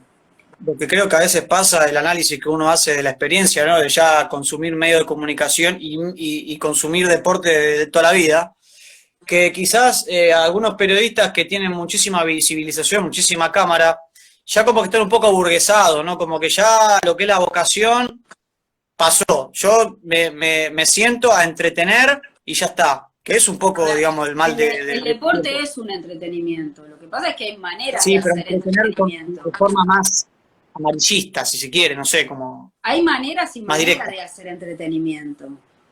Y yo coincido, ahí dice Jonathan, en el periodismo hay falta de empatía, totalmente. O sea, en las sociedades hay falta de empatía, digamos. El gran desafío al que nos enfrenta el coronavirus me parece que tiene que ver con eso, en haberlos igualado a todos en una situación social de salubridad en la que muchos subempleados, poco empleados, sin trabajo, y cómo salimos con la ayuda del otro, con el apoyo del otro o apoyando a otros de esta situación. Pero sí, coincido. Pero bueno, digamos, yo lo que creo es, hay periodismo para todo, ¿no? Yo a eso no lo llamo periodismo. La realidad es que es un show y es un espectáculo. Y bueno, y está bien, y existe la libertad de expresión y que cada uno elija qué es lo que quiere ver. A mí particularmente hay programas que me hacen mal y directamente no los prendo. A mí no me gusta ver al periodista que grita, que le grita al entrevistado, que le grita al deportista y que se gritan entre ellos. Me parece un nivel de maltrato que yo llego a un momento que no lo tolero. Pero bueno, Hay una frase muy cada uno conocida. consuma lo que quiera. Ahora, ¿cómo? No, decime cerrá, porque lo veo con Cada delay, uno viste, que a veces. consuma lo que quiera, pero quiero creer que en realidad yo creo que eso no es hacer periodismo. Eso es alimentar Bien. mi ego, y alimento mi ego a partir de la cantidad de seguidores que tengo y las visualizaciones que tengo y el lugar social y de visualización que ocupo. Para mí eso es otra cosa, pero bueno, que cada uno consuma y elija lo que quiera. Lo que creo es que me gustaría que el periodismo tendiera a otra cosa. De hecho, particularmente mis referentes del periodismo son otros. Ahora, el desafío nuestro como periodistas es cómo hacer periodismo de calidad cuando vos tenés una generación, como la generación millennial, que tiene un foco de atención de 1 minuto y medio, y que cuando vos ves lo que consume la generación millennial, no te ven un partido entero, que no es una crítica, es simplemente una manera diferente de consumir. No escuchan radio, básicamente, y todo se lo tenés que transmitir en 1 minuto y medio. Entonces vos tenés que optimizar tu mensaje para que le llegue a esa generación en 1 minuto y medio. Y esa generación consume desde videos de TikTok en secuencia hasta por ahí 1 minuto y medio de partido, una jugada de partido o una declaración sin el contexto. Claro. Bueno, es lo que viene. Claro. Es lo que es, digamos. Bueno, vos, sí es lo que hay, ¿no? Vos fuiste contemporánea a muchísimos cambios que se han dado social y políticamente en nuestro país. Tanto, bueno, a nivel medio de comunicación, a nivel cambio, como te digo, de estructura política, cambios sociales, tecnologías también, obviamente, en el medio del camino también lo mencionamos, ¿no? Pero te quiero preguntar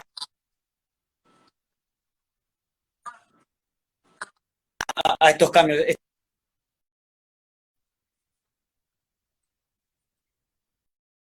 Es cierta nostalgia. No, particularmente nostalgia, digamos.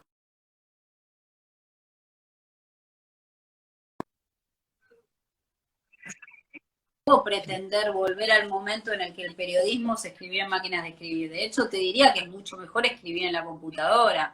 Y te diría que muchas veces en coberturas, a veces se produce un hecho en una cobertura, en un mundial, y yo escribo en esto.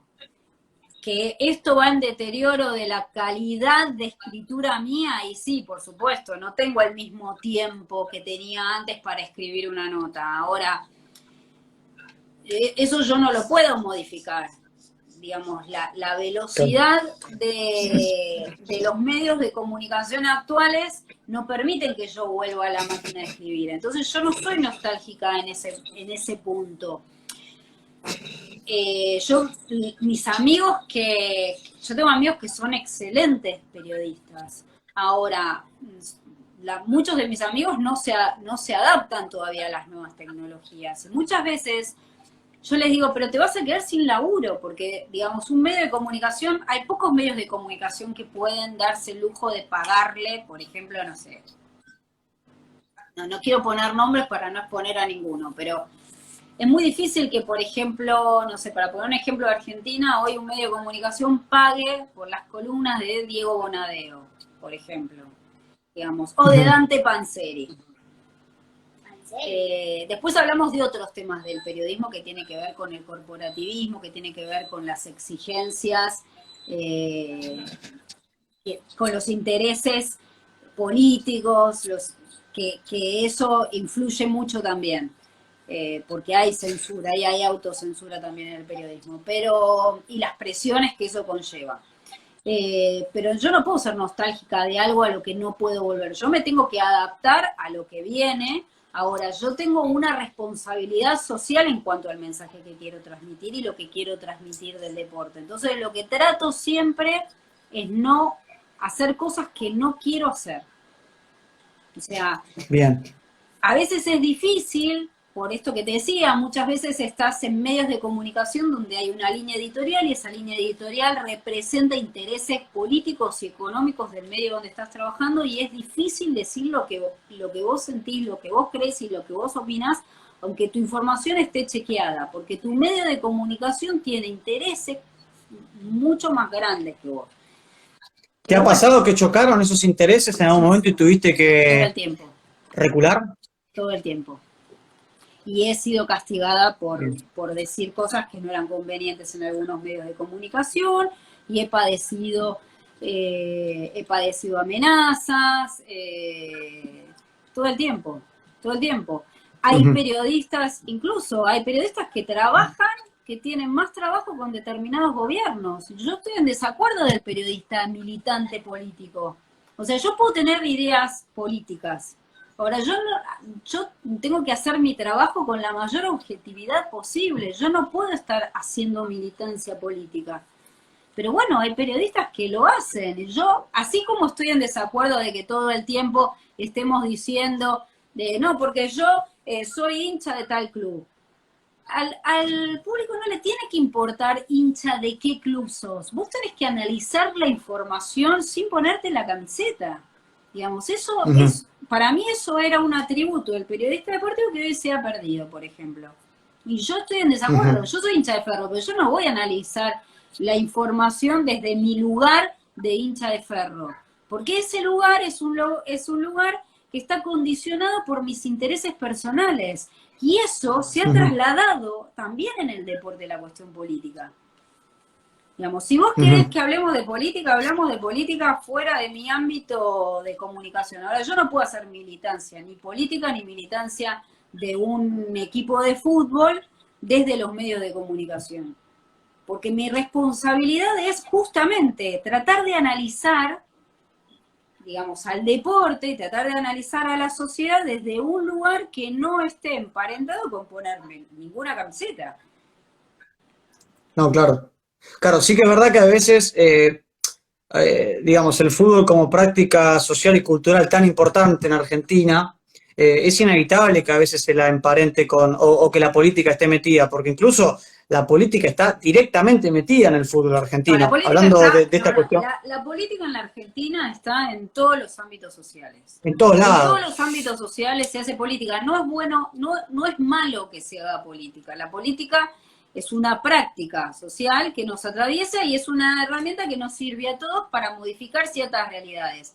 Pero una cosa es hacer política, todos hacemos política hasta en nuestro trabajo, y otra cosa es hacer militancia. Son dos cosas completamente diferentes. Bien. Cuando yo hago militancia, yo estoy defendiendo determinados intereses a mi favor, pero por ahí en perjuicio de la información. o en Bien. perjuicio de otros intereses. Y a mí lo que me parece que sucede mucho en la Argentina es que con esto de la grieta que existe en la Argentina, parece que uno estaba obligado a tomar partido por uno o por otro, o por River o por Boca, por el peronismo o ahora no existe el radicalismo, pero cualquier partido que sea opositor al Sí, kirchnerismo. macrismo, digamos, por Y ahí. yo no quiero pararme digamos, yo en mi vida privada, por supuesto que tomo cartas y tomo partido, y en el periodismo también tomo partido, pero yo no quiero que ese tomar partido signifique hacer militancia. Porque Ujú. desde el punto de vista Bien. en el que vos estás haciendo militancia, estás desvirtuando la información y estás faltando a la verdad, porque vos estás eligiendo una óptica desde donde tratar los temas de la realidad. Sí, sí, sí, súper claro. Súper claro. Bueno, Vero, la verdad, tengo como 10 preguntas más preparadas y con todos estos cortes, ¿viste? No la quiero hacer demasiado larga ni tampoco robarte mucho tiempo, así que vamos a tratar de simplificarlas con las que queden. Vamos a hacer una de contexto, porque hace 2 días se celebró el Día contra la Discriminación por Orientación Sexual, que bueno, vos retuiteaste ahí algo en tu Twitter. ¿Crees que a lo mejor todavía, o sea, sí, todavía sigue siendo un tema tabú, ¿no? El tema de la sexualidad en el fútbol, hay muchas cosas calladas. ¿Crees que todavía falta eso, esa pequeña conquista para que por lo menos en lo social, nada, sea un poco más progresivo el avance, la evolución en lo social y en el fútbol? No es en el deporte, falta que en las sociedades dejemos de ver al otro como el enemigo y dejemos de ver al otro que es diferente a uno con los ojos del prejuicio, no es el deporte. Bueno, nosotros tenemos la oportunidad a través del deporte de decir de que a mí no me importa cuál sea tu orientación sexual, sino a mí, en todo caso, lo que me importa como periodista, como aficionado al deporte, es que seas buen deportista. O qué transmitís, aunque no seas el mejor deportista. ¿Qué tenés para decirle a la sociedad, aunque no seas el mejor deportista? Desde ese punto de vista, sí, por supuesto, me da igual. Y en cuál sea tu orientación sexual, pero cuál sea tu orientación sexual a tu raza. Digamos, es increíble que todavía en el siglo XX te moleste que haya deportistas de raza negra, o le moleste a alguna gente que haya deportistas que sean musulmanes, o que haya deportistas que sean descendientes de aborígenes, por ejemplo, que es algo que sucede en Estados Unidos, por ejemplo.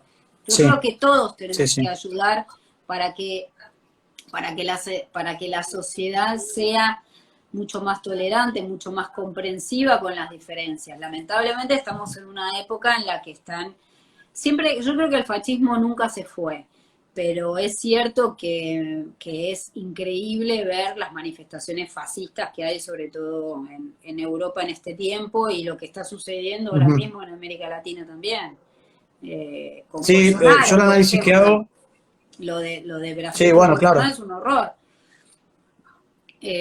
Siempre se van reproduciendo esos patrones, ¿no? Y porque por más que pasen los años. pero no tiene que ver con la política, tiene que ver con la intolerancia de muchos seres humanos a la gente que es distinta, a la gente que piensa diferente. Bien. Acá le respondo a Valentín, que dice, en un país no me acuerdo cuál, no pueden ir a ver los partidos. Sí, eso pasa en Medio Oriente. Por ejemplo, un país... En Emiratos Árabes. En Emiratos en Irán Árabes, también. en algunos países, en algunos países árabes, las mujeres no pueden ir al fútbol. Es un tema cultural. De hecho, se celebró en Emiratos Árabes las Supercopas de España, y las mujeres pudieron ir a la Supercopa y después no pudieron volver a ir al fútbol. Bueno, son cuestiones de la cultura de cada país, pero bueno, eso está alineado con otras costumbres que tienen, que son las mismas, que son sociedades que tienen que ir cambiando y tienen que ir evolucionando. Hasta no hace tanto no pueden ni siquiera manejar las mujeres en Emiratos. Y bueno, el fútbol femenino, hay fútbol femenino, hay selección femenina en esos países, pero por ejemplo juegan con el velo puesto, o sea, pero con eso es el otra cosa, turbante. porque eso, digamos, como, yo bueno, que tuve la posibilidad de trabajar en esos países, las mujeres lo llevan con mucho orgullo, no es que las mujeres Sí. lo ven, seguramente que se irá liberando, pero en principio la mujer que viste, o la nadadora que viste el burkini, por ejemplo, que es la malla, que viene con la capucha, Sí, sí, sí. digo yo, la mujer no siente que eso sea, porque está, digamos, nació en esa sociedad. Nosotros tampoco tenemos que prejuzgar todo porque somos occidentales, también tenemos que ponernos en No, el claro. rol de comprender que para esas sociedades, para esas mujeres, no representa ninguna humillación vestirse, cubrirse la cabeza o vestirse como se visten. Sí. Eso es algo que lo tienen que modificar si lo desean las mujeres, pero quizás no lo quieran modificar como no sé, el pueblo gitano. Sí, te quiero preguntar, Vero, ya para ir empezando a cerrar de a poco, ¿cuál es la cobertura o el laburo que vos te llevas en la cajita, ahí en el cofre de los recuerdos y que vos decís, bueno, esto me lo guardo porque, no sé, relaciona a mi vocación, fui feliz, se juntaron muchas cosas, sin apelar, a ver, es una pregunta muy emocional, pero me interesa porque tenés mucha experiencia, ¿no? En todo esto y uno como colega, pero también aprendiendo, y la gente que está detrás, que dice, bueno, mirá todo lo que pude disfrutar por laburo, está bueno que lo digas, y nada, si se te viene a la mente, comentar también el contexto deportivo ahí un poquito. Y el Mundial de Brasil. El Mundial de Brasil 2014 es la parábola de la vida, del éxito y del fracaso. O sea, yo llegué al Mundial de Brasil, yo era la primera mujer en ir a la cobertura de un Mundial de una selección para el diario Marca. Yo llegaba muy bien a esa cobertura, con un gran control de la información, con mucha llegada al plantel, con mucha llegada al entrenador, había hecho un gran trabajo. O sea, para que ¿Qué selección te tocaba cubrir? Argentina, yo iba con Argentina, Argentina estabas. Bien. cubría en Argentina, había viajado con mi familia, iba con mi marido, estaba viviendo un sueño en Brasil. O sea, y estaba pudiendo resolver diariamente el hecho de ser madre y estar trabajando en un mundial. Y lo que me pasó, el accidente con mi marido, fue la contracara. Entonces, vivir en un mismo mundial, esa experiencia, ¿no? Del sentir que estás haciendo la mejor experiencia de tu carrera profesional, cumpliendo un sueño profesional, un sueño de familia, era perfecto. Yo estaba viviendo un momento único en mi vida, algo que habíamos soñado mucho con mi marido y que además la consecuencia de eso, mi hija se pone mal cuando lo cuento, la consecuencia de eso era que nosotros íbamos a ir a vivir a Barcelona, íbamos a tener un desarrollo mejor de carrera. El cumpleaños de Agustín, la boda. Era el cumpleaños de mi hijo, yo me iba a casar después del Mundial. Entonces, que todo eso haya quedado trunco, siempre me puso en la perspectiva de cuántas veces decías algo, haces un gran esfuerzo por llegar a eso, y cuando estás tan cerca de lograrlo, se frustra por situaciones que son ajenas a vos. Es muy parecido a lo que sucede con un deportista, con el agregado de la fatalidad de lo que me tocó vivir, ¿no? O sea, que a mi marido lo asesinaron con todas las consecuencias posteriores de ser madre soltera. Y eso es una enseñanza, digamos, que a mí me marcó y me puso en perspectiva de que muchas veces uno añora cosas y tiene objetivos muy grandes, y a veces el precio que tenés que pagar por esos objetivos o por esos deseos o esos sueños es realmente muy, muy caro. Y bueno, yo pagué. Obviamente que no creo que haya hecho nada para merecer ninguno hizo nada para merecer lo que vivimos.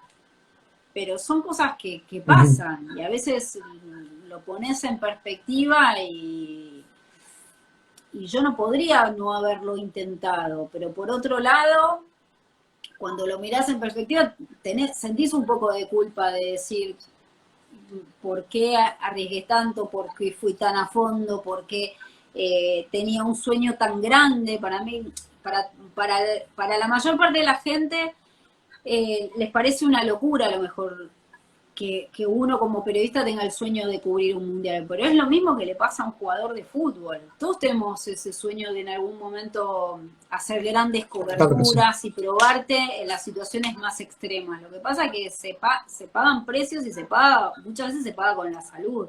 Hay una parte que la gente no ve, que es que nosotros en las coberturas en los mundiales vamos muy al palo, digamos. Yo en las coberturas de mundiales de Copa América, muchas veces duermo 5 horas, la verdad que como mal, como a cualquier hora, asumo el riesgo de ir manejando con poco sueño, o duermo en trenes, duermo en estaciones, duermo en aeropuertos, o estoy escribiendo hasta cualquier hora en aeropuertos, en trenes, en autos, y eso tiene consecuencias en las decisiones que vas tomando, y muchas veces estás arriesgando la vida en las coberturas. Por supuesto que arriesga mucho más la vida un corresponsal de guerra que un periodista deportivo, pero los periodistas deportivos también arriesgamos mucho. Y a veces, mirándolo en perspectiva, me culpo bastante de eso.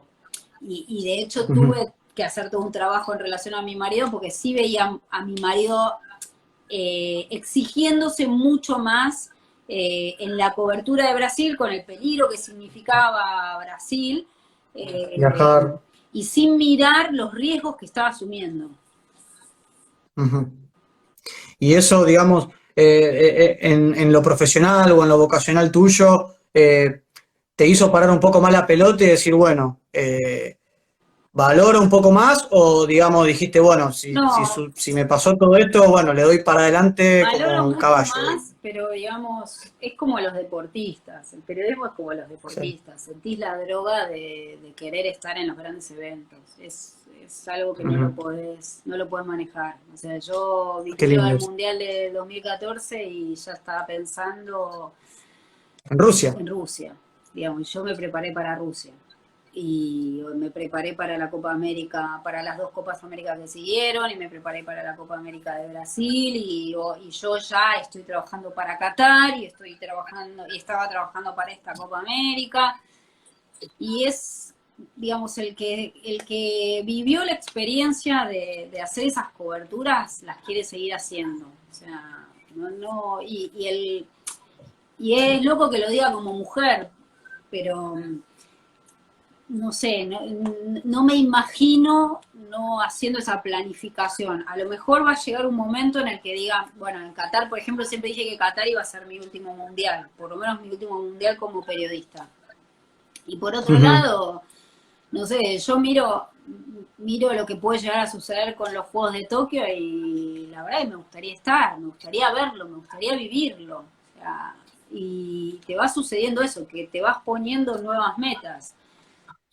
Pero sí, los que más lo pagan son mis hijos. Por eso entiendo mucho a los futbolistas, o sea, al deportista, porque ellos son los que sufren mis viajes, son los que sufren las giras, son los que sufren cuando cubro eliminatorias. El año pasado fue Sí, me imagino que hay muchísimas cuestiones familiares que uno acarrea.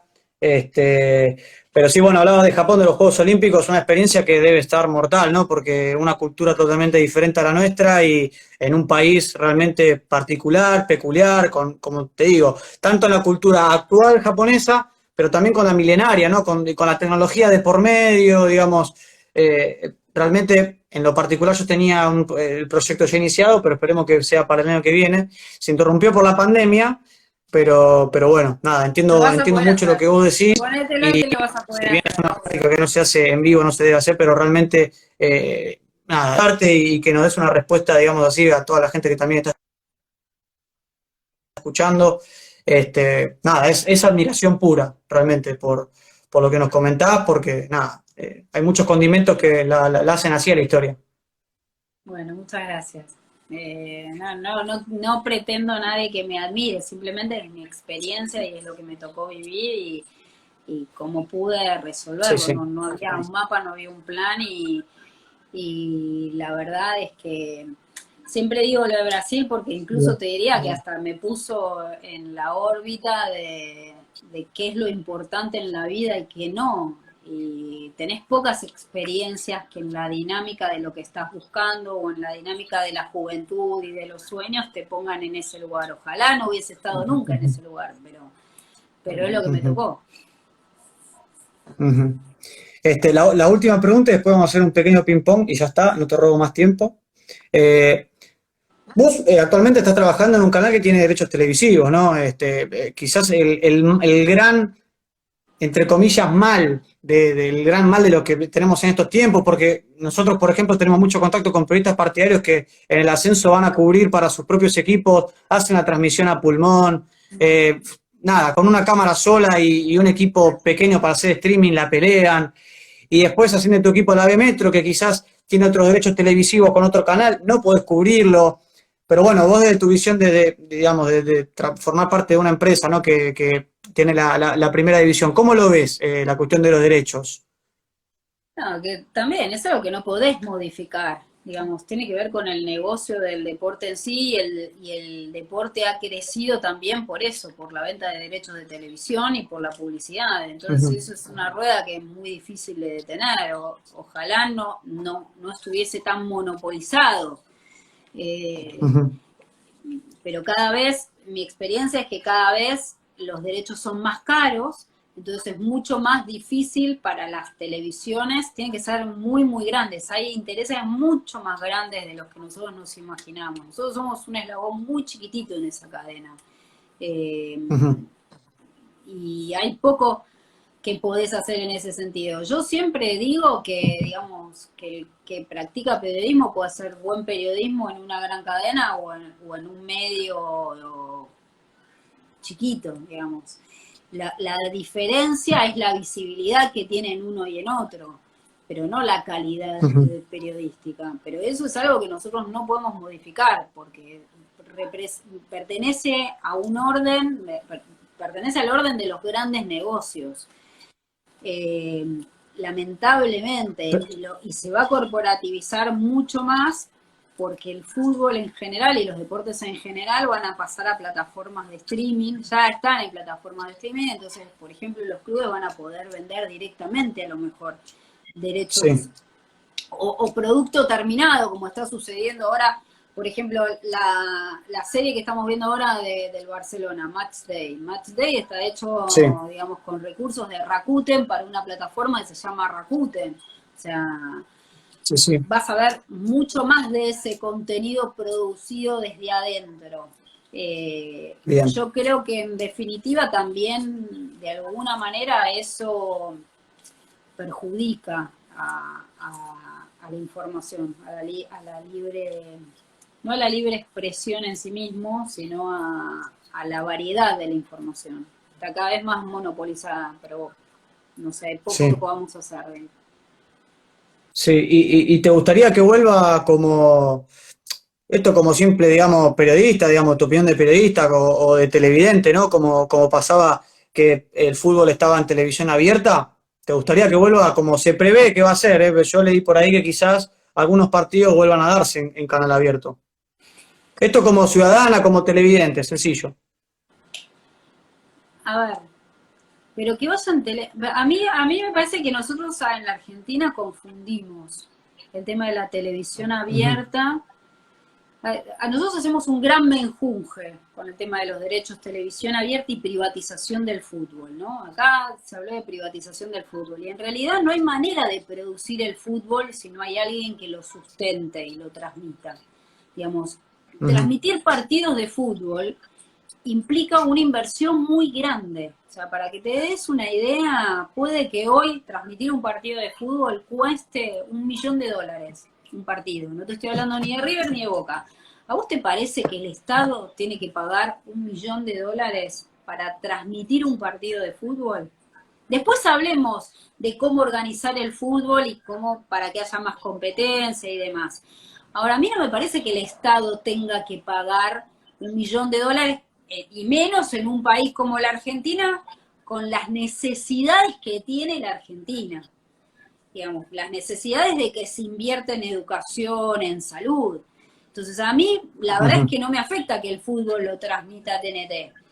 A lo mejor lo que podría suceder es que se retransmita en otra plataforma, pero el fútbol no puede ser gratis nunca, porque el fútbol es un gran espectáculo, es una gran empresa y cuesta producirla. Y ese dinero que se invierte en las transmisiones de fútbol es el dinero que se invierte en los clubes de fútbol, en el desarrollo del fútbol, en el desarrollo de cualquier deporte. Entonces, a mí la cuestión principal, y con esto quiero cerrar, no me parece que la discusión sea si el fútbol tiene que ser gratuito y tiene que pasarse por un canal estatal, o si el fútbol tiene que ser privatizado. A mí la gran discusión que estoy esperando que se produzca en la Argentina es cuál va a ser la política de deporte, porque para mí la política deportiva en la Argentina tiene que ser un pilar de la educación. Y esa es una discusión que nunca se ha dado en la Argentina. Acá la discusión no es si se privatiza o se hace público el fútbol.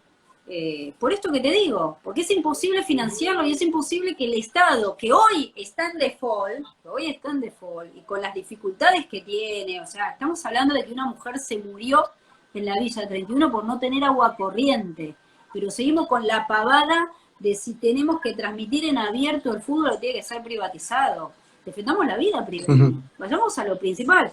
Y sí, que el Estado defina una política de deportes, que el deporte sea pilar de la educación. Dejemos de inventarle el nombre de secretaría, ministerio. No, tiene que haber una política deportiva en la Argentina, porque el deporte es educación y es una herramienta de transformación social que es inigualable. A mí, la verdad, que si ven abierto, si tengo que pagar para ver el fútbol, en todo el mundo se paga para ver el fútbol. ¿Por qué le querés dar a la gente, por qué le querés dar a la gente fútbol y no le querés dar calidad educativa o calidad de salud? Pongamos las prioridades. La respuesta, bueno, creo que la sabemos, ¿no? Por lo menos nosotros que venimos de parte del palo de la comunicación, tiene que ver un poco con entretener y adormecer o distraer un poco a la gente, que, bueno, nada, después cada uno tendrá su opinión, pero creo que viene un poco por ahí, ¿no? Que era lo que quizás pasaba antes. Totalmente. El fútbol siempre estuvo privatizado en la Argentina. Sí. Desde el punto de vista que las producciones las hacía, torneos y competencias, siempre el fútbol estuvo en manos de una empresa. Que yo no digo que sea mejor o peor, que tendría que haber más competencia, sí. Digamos, a mí me parece mucho más preocupante que una empresa sola capitalice todo el fútbol y todas las transmisiones de fútbol, y que haya un paradigma de cómo transmitir la información y qué se comunica y qué no, qué se informa y qué no. Bien. Digamos, muy aliado, en este caso, con los intereses de la AFA. Eso sí, digamos, lo que nosotros hemos vivido con el paradigma de torneos y competencias fue realmente muy grave para la Argentina. Digamos, nosotros tuvimos realmente voceros de ideología muy perversa en el deporte. O sea, nosotros tuvimos gente que en el deporte decía que solo servía ganar. Y que utilizaron a un campeón del mundo para profesar esta ideología, que es una ideología nefasta. O sea, porque solo servía en los 90, solo servía en cualquier orden de la vida, así como valía para el deporte, valía para todo, solo servía el que ganaba. Y esto no puede volver a suceder en la Argentina. Pero no puede ser que sean siempre los mismos comunicadores, con un patrón, con un paradigma de comunicación. Eso es lo que a mí me preocupa. Después, digamos, las transmisiones del fútbol. Bien. Ojalá que en un futuro, ¿no? uno pueda tratar de aspirar a que el deporte sea pilar de nuestro país, que quizás mediante organismos quizás los chicos puedan practicar un deporte y a la vez estudiar, como pasa quizás en países con grandes infraestructuras, pero que no es imposible porque en nuestro país, digamos, hay mucho material humano y hay ciertas condiciones dadas. Lo que falta, obviamente, es la estructura, ¿no? Que abarque o que envase toda esa cantidad de chicos y chicas. La estructura. Practicar deporte. Mis hijos, uno de mis hijos va a la escuela pública, otra la saqué de la escuela pública. Porque la odiaba. No digas eso. No odiaba la escuela pública, no odiaba la escuela pública. Lo que creo es que lamentablemente, por ejemplo, en la escuela pública no se practica deporte.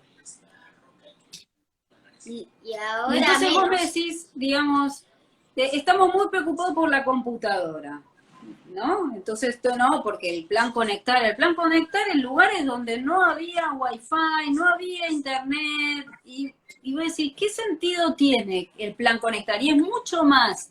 Y a nadie se le ocurrió pensar que era mucho más positivo el tema de pensar en escuelas en las cuales se pudiera desarrollar el deporte. Digamos, en Capital Bien. Federal ha sucedido que le han sacado a la escuela primaria, a la primaria le han sacado un día para que los chicos vayan a natación. Y es una barbaridad. Porque, Yo me por acuerdo de haber ejemplo, hecho natación. digamos, deberían hacer natación en contraturno, por ejemplo. Entonces mi hijo perdió Sí, horas de sí. matemática y de lengua para hacer natación, que para mí es importantísimo el deporte. Ahora, no le podés sacar horas de eso. Entonces, y Claro. la Argentina no está preparada, y las escuelas no están preparadas ediliciamente para practicar deporte. No, Entonces, lo que a veces hacen cuando ese hablamos de tipo, política sí, deportiva, cuando defendamos los clubes de barrio, fomentemos los clubes de barrio, fomentemos el deporte en los clubes de barrio. Eso es mucho más bien, importante que si el fútbol se transmite en abierto o no. bien, bien, bien, súper claro, Vero. Estaría bueno esa conexión de escuelas con clubes de barrio que también tienen un espacio para poder aportar, que reciban Claro. ciertos recursos, cierto dinero, o sea, digamos, me parece un ángulo muy bueno que por el momento no se advirtió, ¿no? Quizás en lo que respecta a la política argentina siempre fue una rueda y en algún momento estuvo más en discusión, en algún momento estuvo casi sin discusión, pero nunca se metieron las manos a la obra para poder hacerlo y sería Nunca algo hubo, así como en la realmente muy Argentina no hay interesante. una política de educación clara, de hecho ponen de ministros de educación a gente que no es licenciada en educación ni conoce la realidad de la educación en Argentina, lo mismo sucede con el deporte. Sí, sí, sí. Pero bueno, Es algo que sucede. Así que, bueno, vamos a hacer un pequeño ping-pong, Vero, ya para cerrar. Y ya está, no te molesto más, que ya te robamos muchísimo tiempo. ¿Te parece? ¿Vamos? dale. Dale. Si no hubiese sido periodista deportiva, ¿a qué te hubiese dedicado? Me hubiese gustado ser artista, me hubiese gustado ¿Artista? pintar o Pinta. escribir, o sea, es mi frustración, no mi frustración, escribo, pero estoy muy lejos todavía de escribir literatura. ¿Como quién te hubiese gustado escribir? ¿Un libro de qué? Como Lucía Berlín, que es una autora que descubrí hace ¿No? poco y digo, o Busquets, Malena Busquets me encanta, una catalana. Bien, Joder. bien, lo voy a buscar en las librerías de acá. Última canción escuchada en YouTube. La de los Rolling Stones, la última. Ah, bueno. De La última que sacaron los Rolling Stones. ¿De Ghost Bien. Town? ¿Un Daddy Yankee? No. Sí, mentira. No, No hablaste conmigo, Sí, mentirosa. con vos. Me dijo Daddy Yankee. Vos me dijiste Daddy Yankee, yo no. acá se nos cae el documento a los dos, porque, viste, yo el reggaetón, un poquito, el reggaetón old school me Vos gustaba, sacaste pero el hasta lo documento, último no. debes tener 20 y pico de años. ¡Upa! Acá me dice 29. Valentín es un Busquets, me dice Valentín dice Busquets es un jugador de fútbol. No, Busquets también es una escritora muy buena, catalana, que me encanta. La otra que me gusta también es La mujer de Paul Auster. Estoy leyendo mucha literatura femenina y Clarice Lispector, top también. Sí, no, Paul Auster es muy bueno, yo lo vi. A mí en TEA no me dieron tantos libros para leer, viste cómo es TEA, la dinámica de TEA, es como, La bueno, dinámica de todo, cae- pero no importa. Yo pirámide tengo la invertida y chao, es así. ¿Radio o leer el diario? ¿Qué es lo que menos haces? leer el diario. Sí, leo el diario por internet. Ah, mucho. bueno. No, yo no. ¿qué es lo que menos? Te diría que ahora, porque estoy encerrada en casa y por la dinámica de los nenes, ahora estoy escuchando menos radio, pero si no escucho radio, Bueno. incluso escucho radio en catalán a veces. Para